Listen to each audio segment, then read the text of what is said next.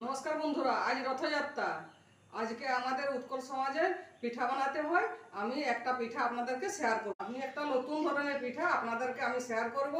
সেই পিঠার জন্য আতপ চালের গুঁড়ি লাগবে। সেই আতপ চালের গুঁড়ি এখন আমি বানাই। এই যে আতপ চাল আমি ভিজিয়ে শুকনো করে নিয়েছি, এখন আমি গ্রাইন্ডারে পিষে নিচ্ছি। হয়ে গেছে, এখন আমি শুকোতে দেব। ফুলটার নাম হচ্ছে মহুয়া। আমি এই মহুয়া ফুলেরই পিঠা বানাই, আপনাদেরকে দেখাবো। ফুলটাকে জলের মধ্যে ভিজতে দিয়ে দিচ্ছি। 3-4 ঘন্টা ভিজার পর আমি আবার পরিষ্কার করে ধুয়ে ভাবে মহুয়া ফুলগুলো ভিজে গেছে। দেখুন কতটা ফুলে উঠেছে। এখন গ্রাইন্ডার বাটিয়ে দিয়ে আমি গ্রাইন্ড করে নিব। বাটা হয়ে গেছে, এখন আমি কড়াইয়ের মধ্যে রেখে দিচ্ছি। আমি এইরকম ভাবে বেটে বেটে কড়াইয়ের মধ্যে রাখছি। 100 গ্রাম মাসকলাই আমি ভিজিয়ে রেখেছিলাম, ওইটাও ওই মহুয়া ফলের বাটাটার সাথে মিশিয়ে দিব। এর মধ্যে যে জলটা আছে সেটা আমি এখন শুকিয়ে নিব। জলটা শুকিয়ে গেছে, আমি এর মধ্যে মাসকলাই বাটাটা দিয়ে দিচ্ছি। মিশিয়ে নিচ্ছি এখন মাসকলাই বাটাটা। পরিমাণ মতো লবণও দিয়ে দিচ্ছি।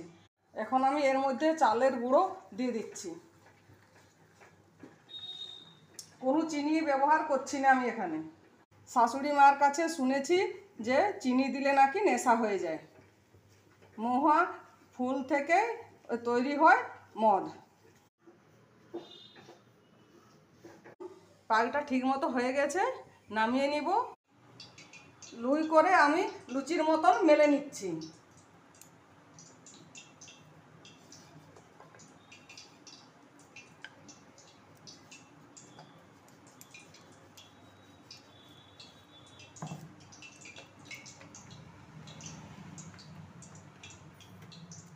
কড়াইয়ে তেলটা গরম করতে দিয়েছি।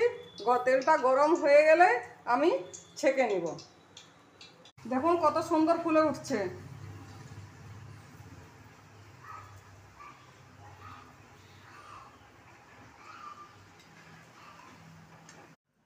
দেখুন আমি এইভাবে বানিয়ে ফেললাম মহুয়া ফুলের পিঠে। কত সুন্দর হয়েছে আপনারা দেখুন। আপনাদের বাড়িতে যদি মহুয়া ফুল থাকে তাহলে আপনারাও বানিয়ে খাবেন, খুব ভালো লাগবে খেতে। আর যদি আমার ভিডিওটি ভালো লাগলে আপনারা লাইক, কমেন্ট এবং সাবস্ক্রাইব করে আমাকে উৎসাহিত করবেন, আর নতুন নতুন আইডিয়া পাবেন।